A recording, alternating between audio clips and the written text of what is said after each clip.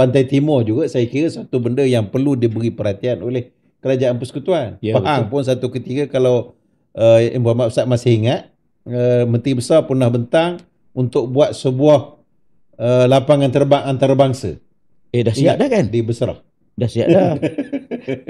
Dah boleh turun naik dah. Dah, sepatutnya siap 2026. Ya, janjinya begitu. Kan janji kan? Janjinya begitu. Saya lama tak pergi kawasan Balok ni, kata mungkin dah siap. Tak tahu tak siap lagi. Ke tak buat lagi? Sebab dia janji waktu bentang hebatlah konon kita akan siapkan. Tak silap ingat saya tahun 2025 rasanya. 2026 dia running kalau saya tak salah macam itulah. Tapi saya tak ingat sangat. Masa tu dibentang di Don siap dengan kerangka pembangunan dan sebagainya.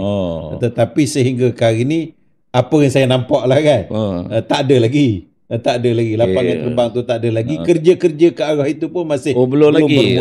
Saya ingatkan saya nak beli tiket dan nak beli tiket daripada sana dah tadi. Jadi bukan apa tak. Saya fikir tadi yang disebut oleh Tok Sri sebut tadi tentang Penang dapat 17 bilion kan. Sebahagian tu kalau diberi pada negeri Pantai Timur umpamanya, selain lebuh raya ke Kelantan, mungkin boleh diberikan kepada Pahang sebagai wakil untuk negeri Pantai Timur. Ada sebuah lapangan terbang antarabangsa yang besar untuk cater masyarakat Pantai Timur kan.